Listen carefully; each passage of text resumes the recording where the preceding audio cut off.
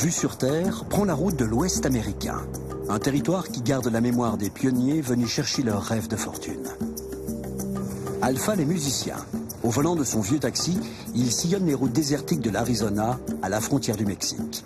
Ses concerts dans les petites villes de l'État lui font rencontrer une Amérique authentique, imprégnée de rock'n'roll.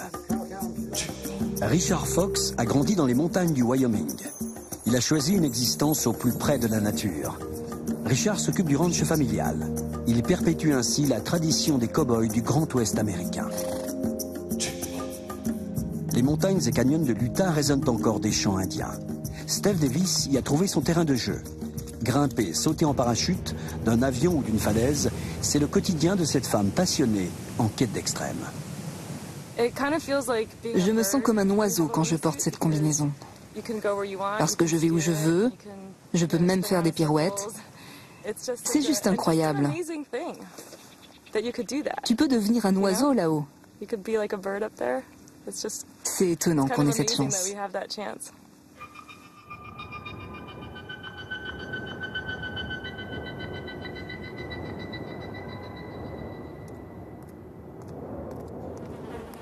Alphal n'a jamais imaginé une autre vie que la sienne. Depuis plus de 20 ans, il ne vit et ne respire que pour sa musique, le rock'n'roll.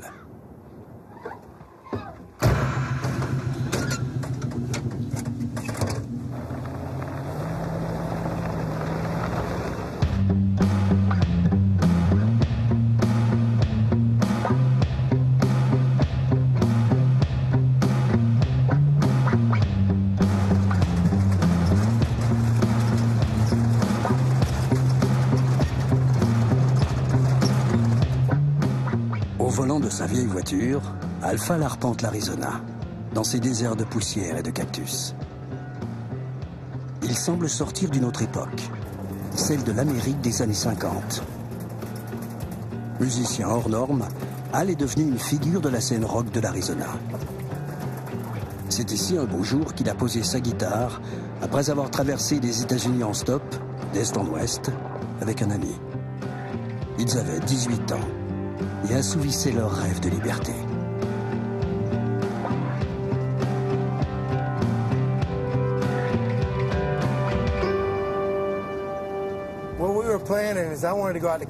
L'idée d'origine, c'était d'aller en Californie. J'avais beaucoup entendu parler de San Francisco, et j'avais quelques amis là-bas. Tu vois, on était des sortes de vagabonds à l'époque. Ados, on passait beaucoup de temps dans la rue. On faisait du stop, et moi, je rêvais de Californie. Mon ami me regarde et me dit « En octobre, t'es fou, il va faire très froid, surtout si on doit dormir dehors. Allons plutôt en Arizona, rencontrer des gens dans des petites villes sympas, mais il fera bon tout l'hiver. » C'est comme ça que je suis tombé amoureux de cet endroit. Ici, les routes sont magnifiques.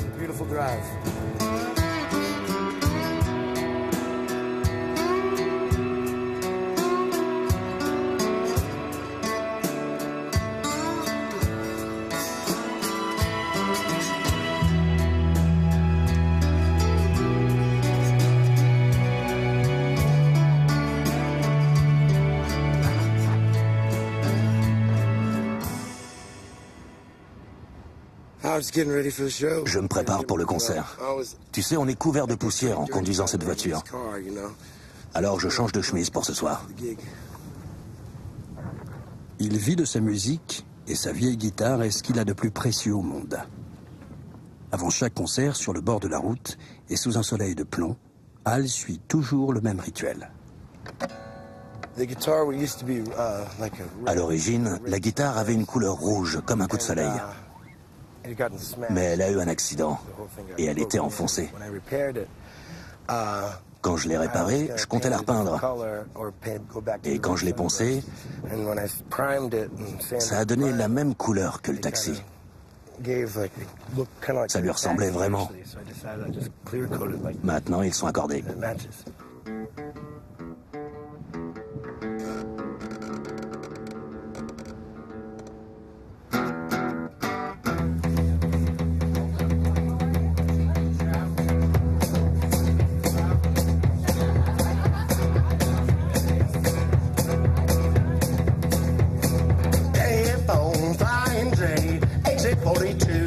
Just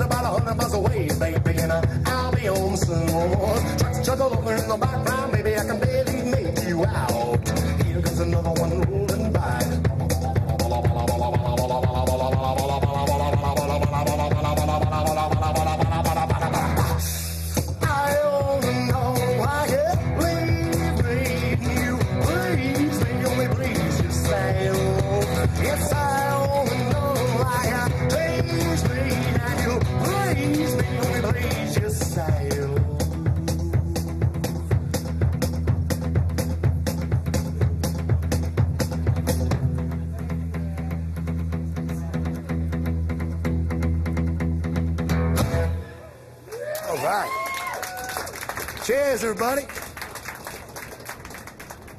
Al joue en solo le plus souvent. Guitare, batterie et chant, un groupe à lui tout seul. Il est aussi son propre manager, toujours en quête d'un nouveau concert.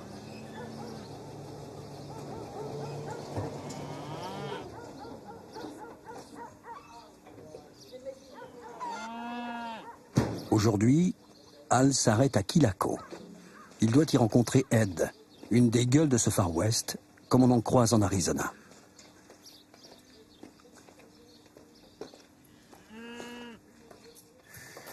Ed, comment vas-tu? Howdy.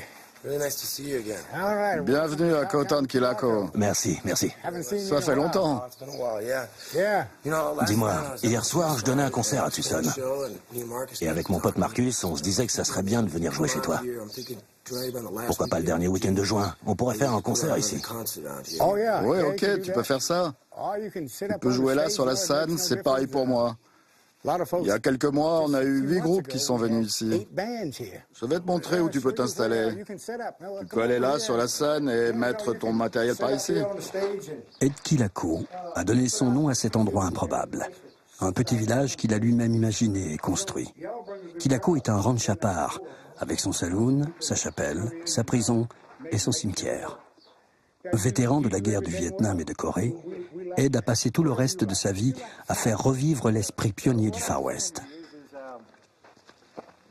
You know, out here, Tu sais, ici, les gens sont traités avec respect. respect. Everyone Tout is le monde est le welcome in this bienvenu. town. C'est le code de l'Ouest. It's the code of the West. You don't judge On a ne person juge pas by une the color personne of à la his couleur de skin. sa peau. On la juge par la nature de son caractère. C'est comme That's what ça. we do here. Mais malheureusement, Somehow, l'esprit de l'Ouest the se West perd. is losing that.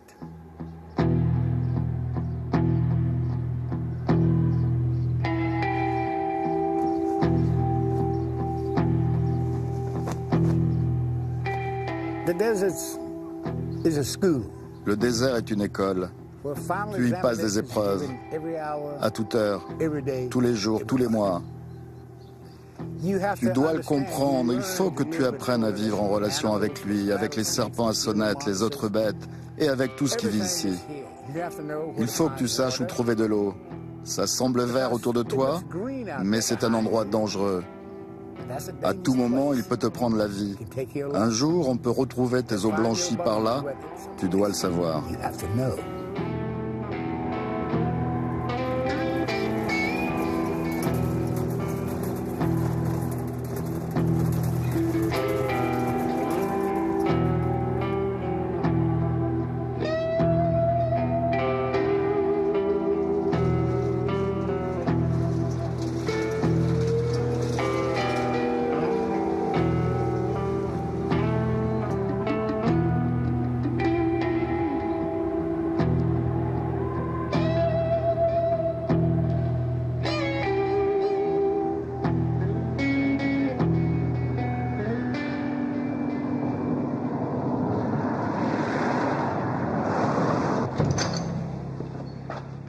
Al, le rocker, a lui aussi un rêve un peu fou. À Mammoth, une petite ville de 2000 habitants en plein désert, il remet le Blue Front Inn en état. Ce bar est à lui seul une légende. Il l'a racheté au fils d'un gangster de Chicago qui fit fortune dans les années 20 et 30 en pleine prohibition. Le Blue Front Inn est aussi un ancien dancing. Dans quelque temps, ce lieu résonnera peut-être au milieu du désert. En tout cas, Al l'espère. This is a 1965. Ça, c'est un Roe Ambassador de 1965. I bought it in Scottsdale, Arizona. Je l'ai acheté à Scottsdale, en Arizona. En fait, celui qui me l'a vendu en avait 3 ou 4 comme ça. Il a démonté toutes les pièces pour en faire une seule machine en état de marche. Je l'ai rempli avec mes disques et ceux que j'ai eu de mon père quand il est mort.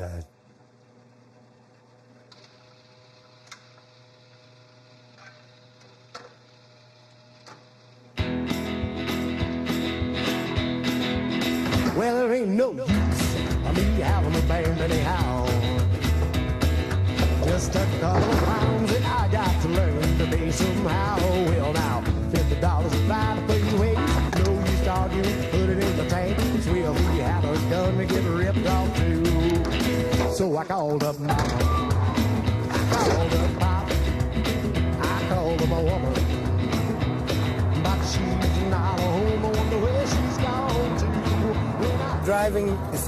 Quand tu es musicien, tu roules beaucoup. T'es tout le temps sur la route. Quand je fais mon circuit classique de tournée en Arizona, je km par mois. Et ça, c'est juste pour les concerts.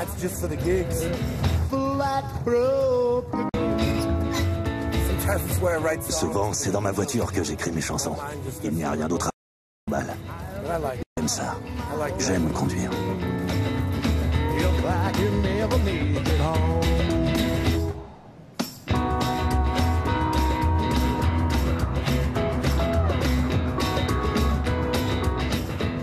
À Bisbee, à 250 km de chez Hal, une broutille pour l'Arizona, voici le Shady Dell. C'est un motel pas comme les autres. Ici, les chambres sont des caravanes de collection.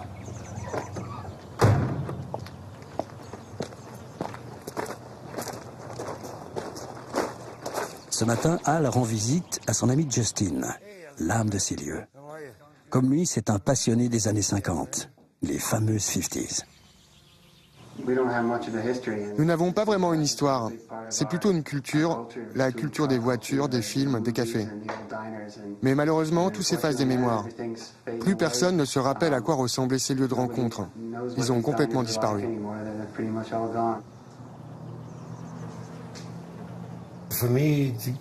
Pour moi, venir jusqu'à Bisbee avec mon taxi, c'est 3 heures sans clim, avec les trous dans le plancher.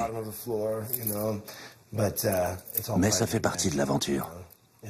Si je voulais, je pourrais conduire une voiture avec la clim et tout le reste. Mais c'est pas pour moi.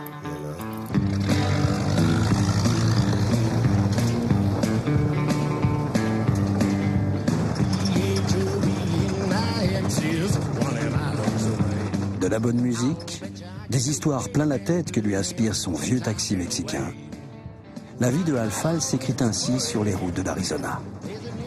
Au volant de sa Chevrolet Bel Air de 1954, Hal est un homme heureux. Tu sais, j'adore cette voiture. Impossible de s'arrêter sans qu'on me dise « Waouh, elle est cool ta voiture ». Je l'adore.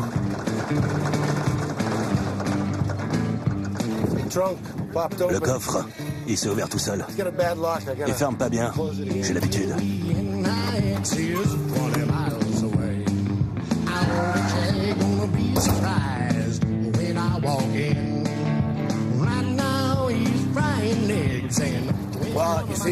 Tu vois, aucun de ces cadrans ne marche. C'était déjà comme ça quand je l'ai acheté. Ça coûte cher de le remplacer et c'est compliqué. Bon, si j'ai besoin de connaître la vitesse, eh ben, disons 80.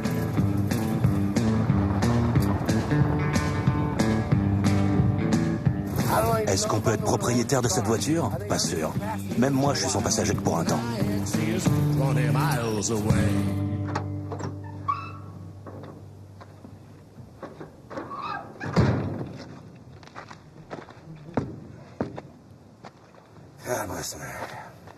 Sa voiture accompagne chaque moment de sa vie, comme une bonne copine qui lui en ferait voir de temps en temps.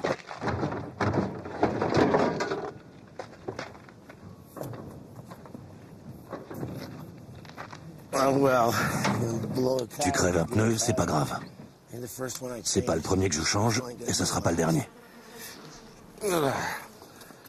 J'irai à Tucson pour en trouver un autre.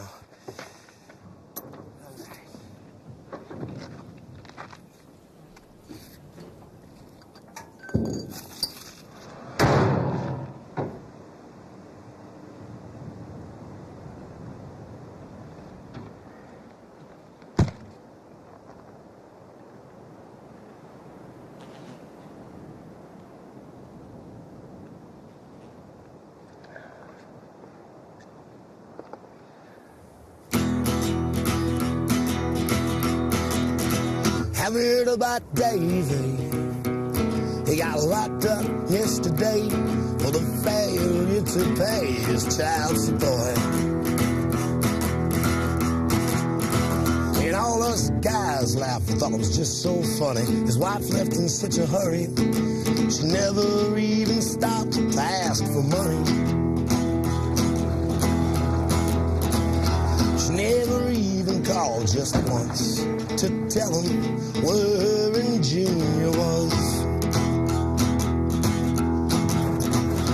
So last Friday night, driving back to his lonely home, he started thinking, I'm not gonna leave. Je vivrai toujours en Arizona. Je veux voyager, oui, bien sûr. J'aimerais vraiment voir le monde. C'est ce que j'essaie de faire. Être musicien, c'est l'idéal pour voyager. Tu vas pas forcément t'enrichir si tu fais des concerts à l'étranger, mais tu vas découvrir plein d'endroits. C'est un bon moyen. Enfin, ça peut l'être si c'est ton intention. Mais je reviendrai toujours ici. J'ai mon circuit de tournée à travers l'État, des villes où je joue depuis des années. Je retrouve des amis de longue date. Je ne voudrais pas perdre ça. He had a little yard sale, baby clothes and dishes for sale. A little yard sale, baby clothes and dishes for sale. Little yard sale, baby clothes and dishes for sale.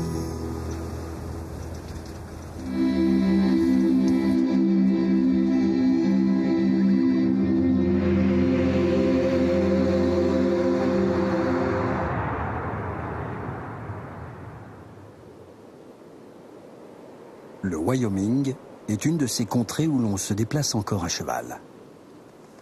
C'est une région au paysage saisissant, traversée par les Rocky Mountains, ces montagnes rocheuses qui culminent à plus de 4000 mètres d'altitude. C'est l'État le moins peuplé des États-Unis. Le ranch de Richard Fox se situe là, non loin du parc national de Yellowstone.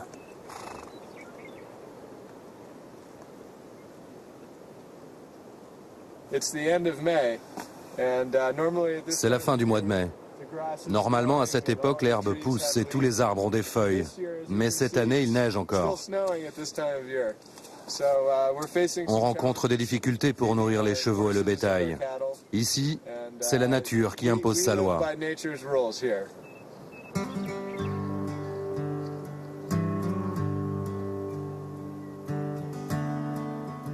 Richard Fox travaille dans le ranch familial, à 2300 mètres d'altitude, isolé de tout. Dans cette région, la température peut descendre jusqu'à moins 30, moins 40. Le Wyoming est une terre sauvage, celle des loups, des grizzlies, des castors et du grand cerf d'Amérique. Ce matin, Richard chevauche à la lisière de la forêt. Il recherche un jeune cheval qui, la veille, s'est échappé du groupe.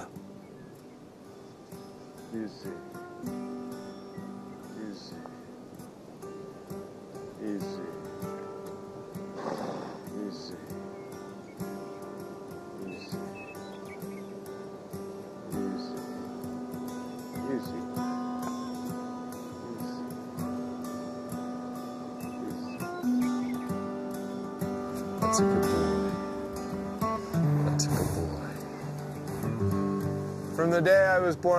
Depuis ma naissance, je suis entouré par les chevaux. J'ai commencé à faire du cheval dans les bras de mon père. J'avais 6 semaines. Pour moi, ils font partie de notre famille. Sur le ranch, on ressent tous la même chose. On les traite bien. On a beaucoup de respect pour eux.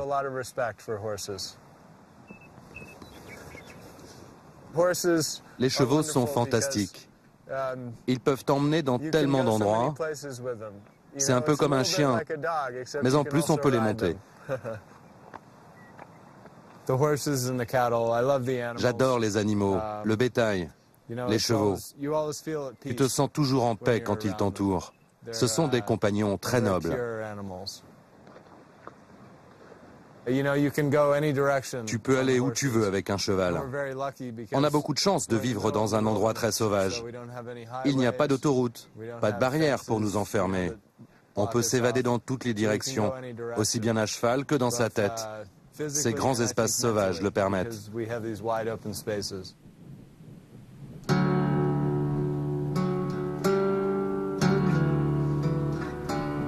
Au soleil couchant, les montagnes qui entourent le ranch de Bitterroot résonnent d'un son unique.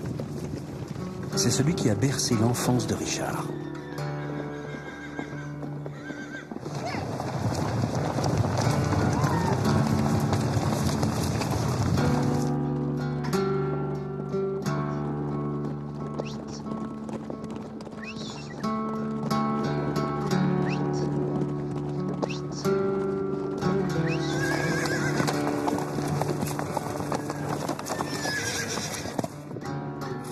Dès que le printemps s'installe, chaque soir, les chevaux du ranch sont relâchés dans les montagnes et passent la nuit en totale liberté.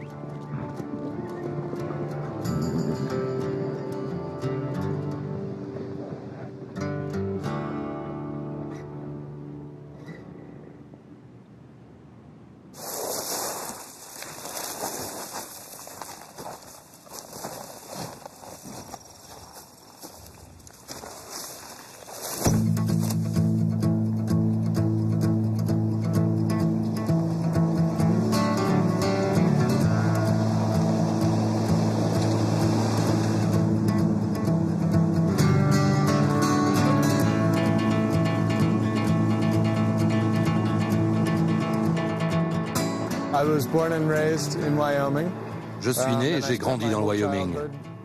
J'y ai passé toute mon enfance. Après, je suis parti à l'université. Donc j'ai vu un peu de pays. J'ai eu d'autres expériences. J'ai surtout réalisé que le style de vie que je préférais, c'était celui du Wyoming.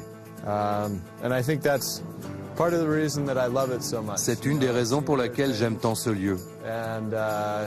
En fait, ces années d'université m'ont ouvert les yeux.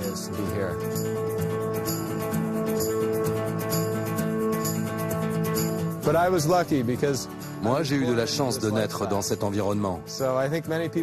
La plupart des gens doivent chercher pour trouver ce qu'ils aiment, pour trouver leur passion. Pour moi, c'était naturel.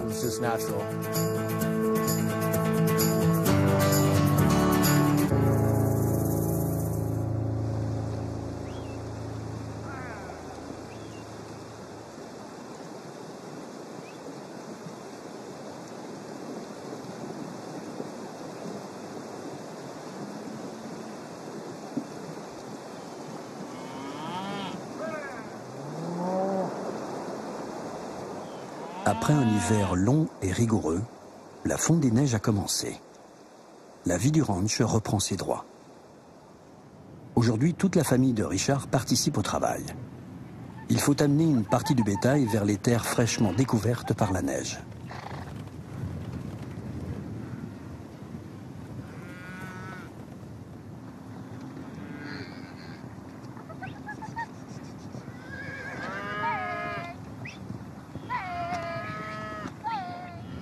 Ces espaces qu'ils parcourent avec leurs chevaux, ces plaines, ces collines et ces montagnes, ils les habitent, les protègent et les respectent.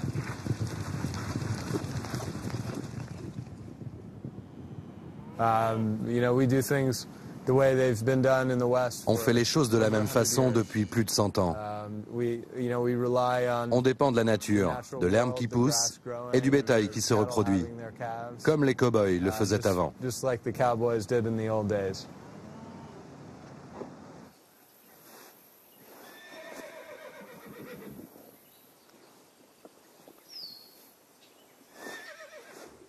Cette selle n'est pas trop décorée. C'est une vraie selle de cow-boy pour le travail. Elle est faite pour être utilisée pendant plusieurs heures d'affilée et doit rester confortable. C'est mon fauteuil de bureau. Je m'y assois tous les jours.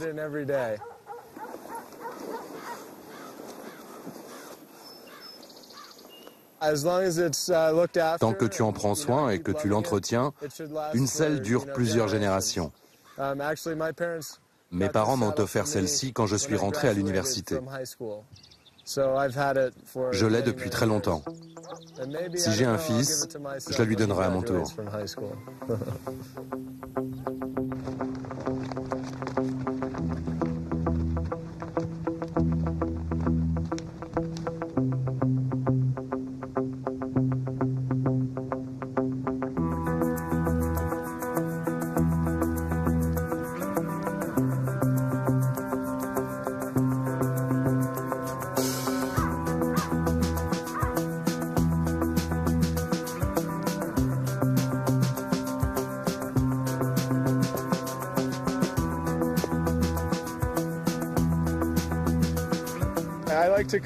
J'aime aller là-haut tout seul, m'éloigner de tout et observer ce qui se passe. C'est paisible et les chevaux sont d'excellents compagnons de route.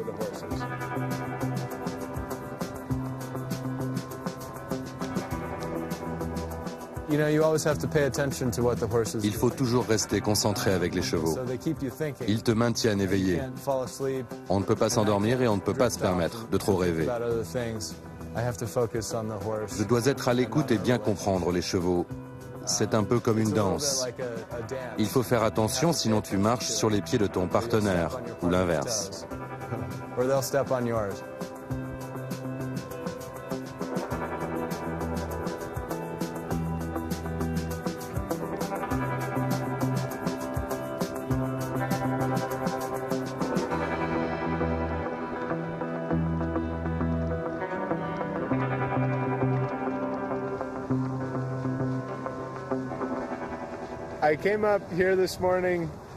Je suis monté ce matin pour voir si on pouvait déplacer le bétail vers la montagne.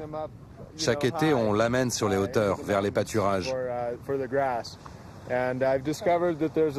Mais là, je découvre qu'il y a trop de neige. Il est trop tôt dans la saison. En réalité, c'est aussi une excuse pour me balader avec mes chevaux, pour m'éloigner de tout et profiter de la montagne. C'est tellement calme, tellement magnifique. Je n'ai pas encore trouvé d'endroit mieux que celui-là.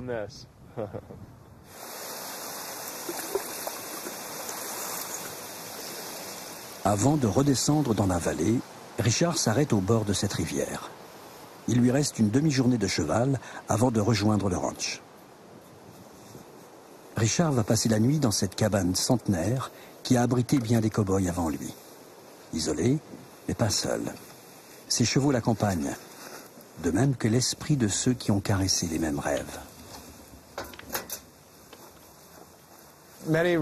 Aujourd'hui, dans l'Ouest, beaucoup de ranchs sont divisés.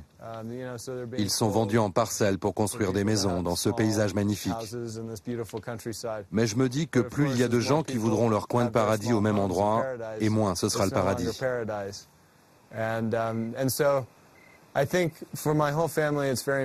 Pour nous, c'est important de maintenir le ranch dans son état d'origine.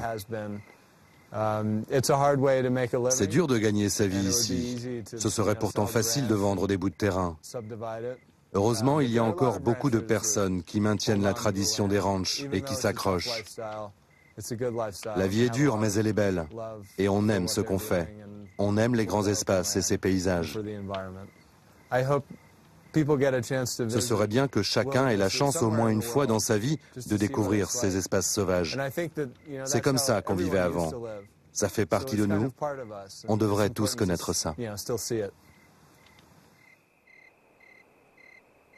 Au petit matin, Richard va reprendre le chemin du ranch. Dans quelques jours, la neige aura totalement disparu. Alors pourra commencer la grande transhumance.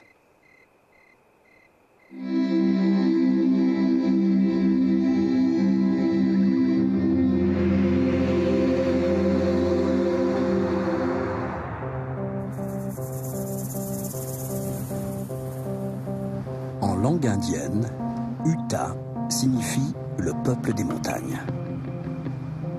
C'est le royaume époustouflant de cathédrales sculptées par l'eau et le vent.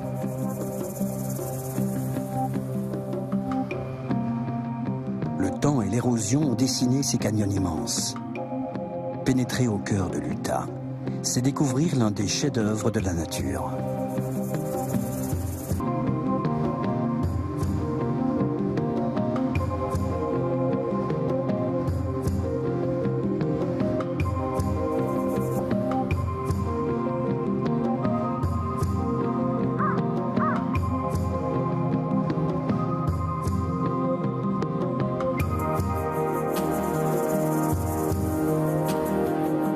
C'est au pied de ces parois vertigineuses que se retrouvent les amoureux de grandes étendues. Ici, des hommes et des femmes vivent dans cette région de falaises qu'ils ont appris à maîtriser afin d'assouvir leur passion de l'extrême.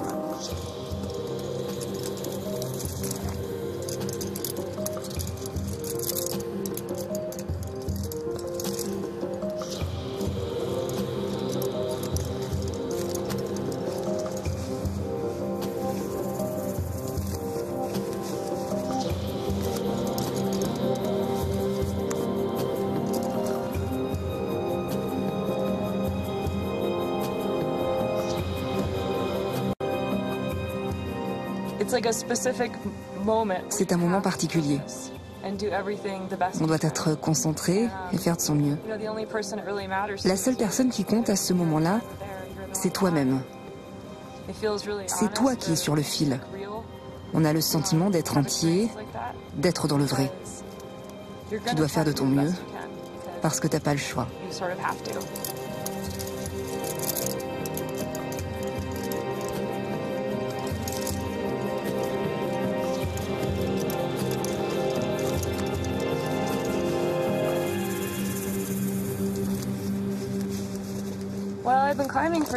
Ça fait 20 ans que j'escalade. Je ne peux pas imaginer ma vie sans grimper. Pour moi, c'est comme manger, marcher. Jamais je n'arrêterai. Je ne sais pas pourquoi j'aime. Ce qui a du sens, c'est d'être là. Tu es sur la falaise, il y a la gravité. Tu as ton équipement, tu sais ce qu'il te reste à faire. Il faut donner le meilleur de soi si tu veux en profiter. Et pour moi, ça a du sens. Et j'aime vivre comme ça.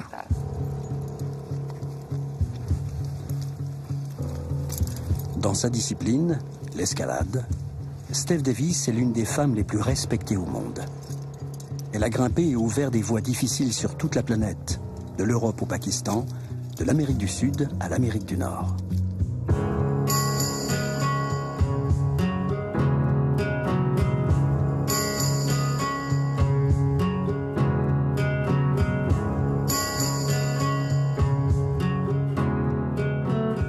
Steph Davis aurait pu entamer une brillante carrière de pianiste ou se consacrer uniquement à la littérature. Mais un jour, elle découvre l'escalade et le contact avec la roche et cette nature que peu d'hommes et de femmes parviennent à dompter.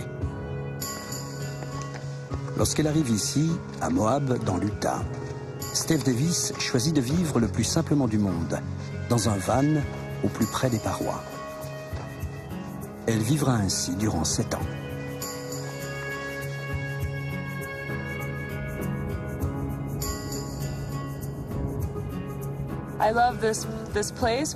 J'adore cet endroit. Il y a tous ces canyons, tous ces reliefs, tous ces volumes. Tu te sens comme protégé car toute cette nature t'entoure. Ici, tu es loin de tout, tu ne te sens pas oppressé comme dans une vallée étroite. C'est une agréable alchimie. Il y a des parois qui t'enveloppent, mais tu les domines. On s'y sent bien.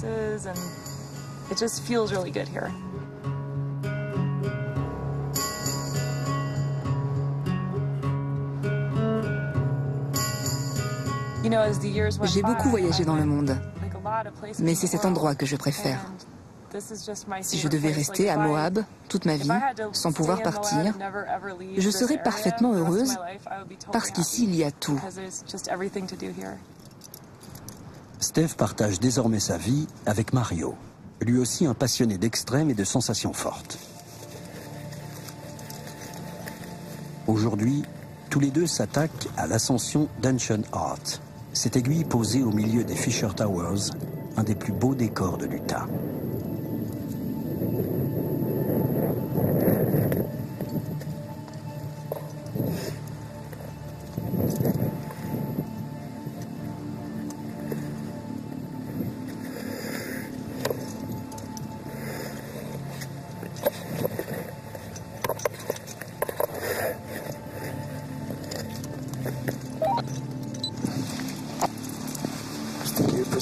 Vérifie ta position. Sois sûr que c'est bon. Pour ces grimpeurs habitués à la haute montagne, cette escalade se fait en moins d'1 heure. Steph et Mario se retrouvent maintenant au sommet d'Ancient Art, sur une plateforme qui leur permet juste de se tenir debout.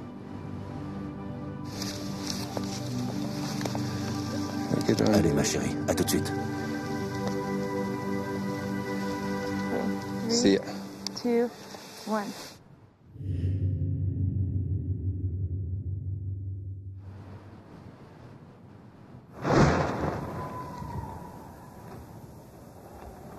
Pour Steph, Cette chute libre le long de la paroi s'est parfaitement déroulée. Ce sport, le base jump, est une redoutable décharge d'adrénaline. Mais pour Mario, tout se complique. Le vent vient de se lever. En plus, il n'est plus assuré par son harnais et l'équilibre devient instable. Impossible de sauter. Dans ces conditions, il faut savoir attendre. Ça y est, le vent vient de tomber et Mario se prépare pour le grand saut. Mais avant, il doit libérer la corde qui a servi à l'ascension. C'est pas possible. La corde reste coincée. Il faut la dégager avec le pied.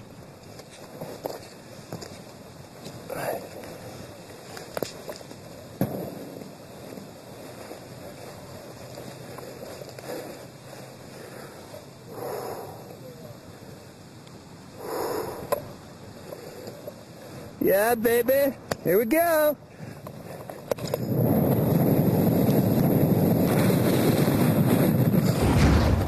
Yeah, buddy.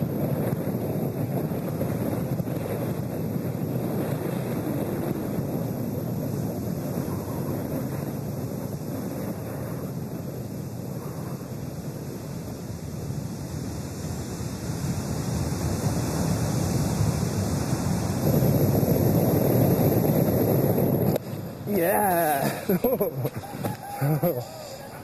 That's okay. Good job. That was a nice one. It's one of those magical places. C'est un de ces lieux magiques. Close to our hometown. On habite à 30-35 km d'ici. On peut venir tous les jours si on veut. On n'a pas besoin de traverser la planète pour se rendre là. Pourtant, il y a des gens qui le font. Mais quand tu vis là et que c'est ton jardin, tu te sens chanceux. Mon truc, c'est la chute libre. Elle, c'est l'escalade. Elle m'aide à monter, je l'aide à descendre. On fait équipe. Quand tu as quelqu'un avec qui partager ses passions, et qu'en plus tu es amoureux, tout est encore plus intense. Tu peux partager tous ces sentiments très forts, tous ces moments avec quelqu'un que tu aimes. C'est parfait.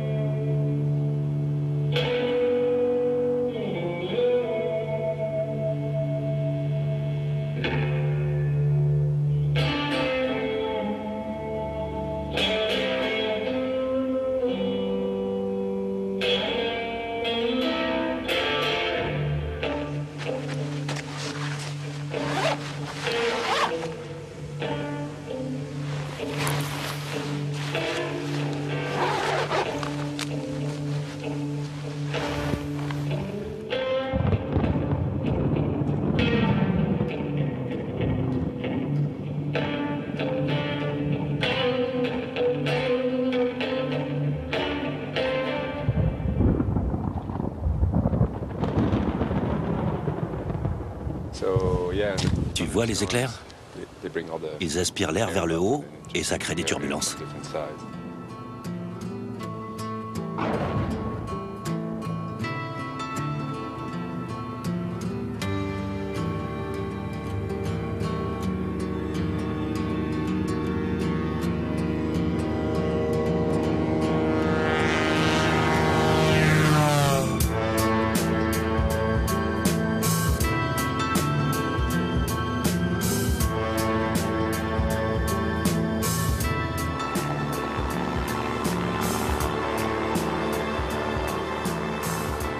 Alpiniste, Mario est aussi pilote d'avion et instructeur de parachutisme depuis des années.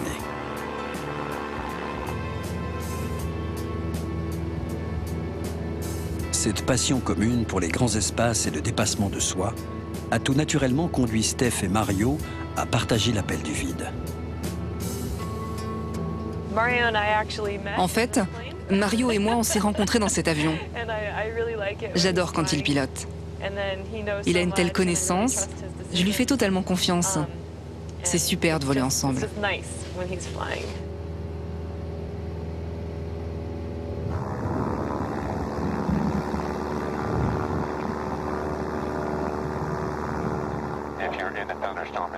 Quand il y a des orages, c'est dangereux pour nous. Il faut vraiment que tu connaisses bien la météo avant de décoller pour éviter le pire. C'est toujours plus compliqué de voler dans ces conditions. Mais c'est là que le ciel est le plus beau, que les nuages éclatent. Tu es en sécurité tant que tu respectes les règles de la nature et que tu sais à quoi t'attendre.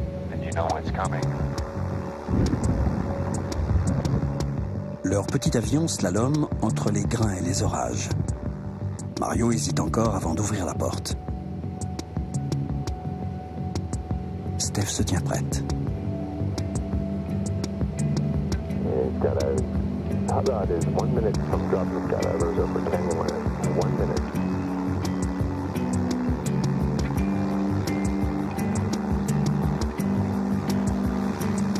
Porte ouverte, 3 km, bon vol. Pour ce saut, Steph a revêtu une wingsuit, une combinaison spécialement conçue pour glisser dans les airs. Mais le plus vieux rêve de l'homme, voler, n'est pas à la portée du premier venu.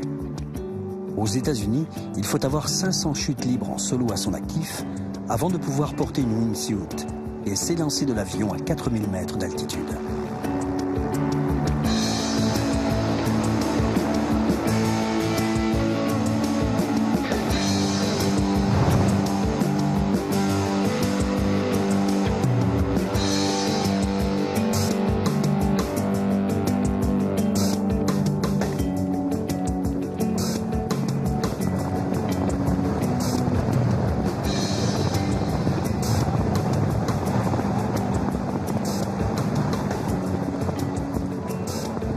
Cette combinaison permet à Steph de voler beaucoup plus longtemps qu'en chute libre avec un équipement habituel.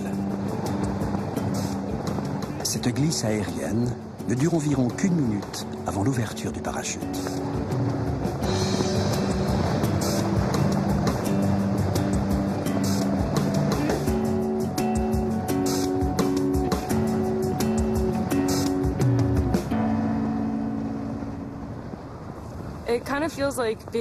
Je me sens comme un oiseau quand je porte cette combinaison. Je vais où je veux, je ralentis, je plonge. Je peux même faire des pirouettes.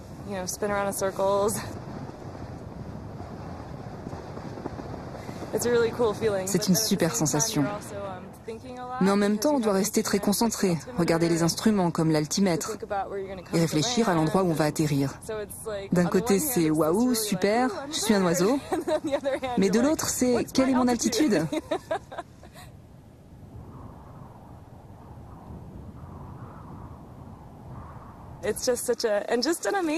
C'est juste incroyable. Tu peux devenir un oiseau là-haut. C'est étonnant qu'on ait cette chance. It's kind of amazing that we have that chance.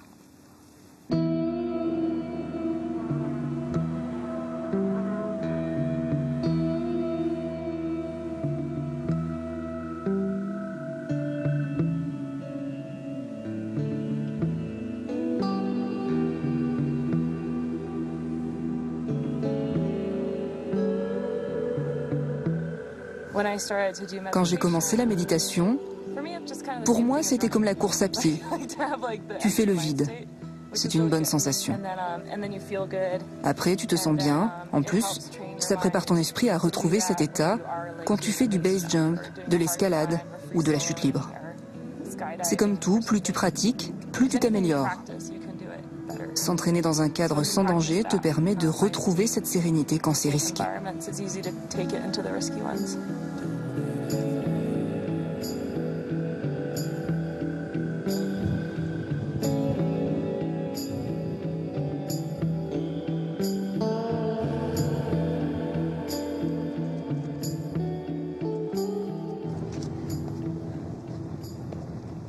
Salut Larry. Hey Steph, how's it going? Comment ça va? Hi Slack. Hey Slack. Hi. Hi sweetie. Hi. Hi. Happy dog. Hi. Good boy. Is it windy? Il y a du vent? Oui, une petite brise, mais ça va. Et la ligne? Elle est parfaite. Elle est super Larry. Mais c'est pas trop mouillé? Non, il y a eu du soleil, du vent, elle a séché, c'est parfait. Tu sais à quelle hauteur on est? Ça doit faire 30 mètres. Larry Harp est un vieil ami de Steph et Mario. Il est une référence dans cette discipline très spectaculaire, la slackline, littéralement la sangle souple. Lui aussi a parcouru la planète pour nourrir sa passion du vide qu'il apprivoise depuis des années.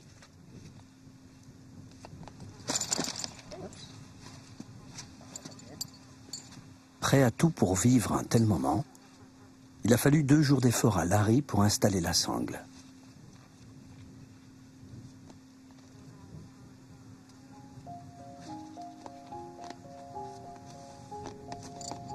Ce sport extrême ne se pratique pas sur le câble d'acier tendu du funambule avec balancier.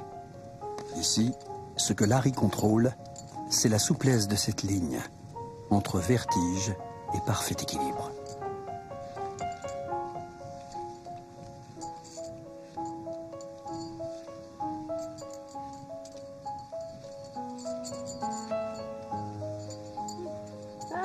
Super.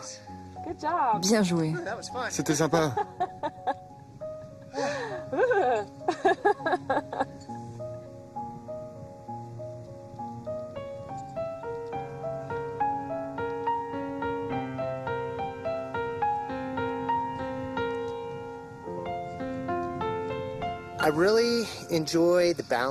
Quand je marche sur la corde, j'aime maîtriser les 2 équilibres, le mental et le physique.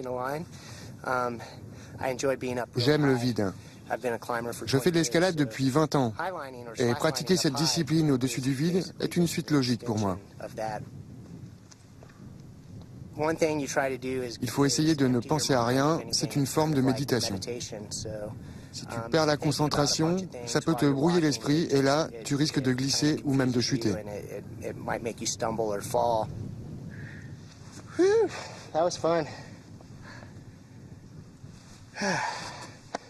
À chaque fois, mon cœur s'emballe.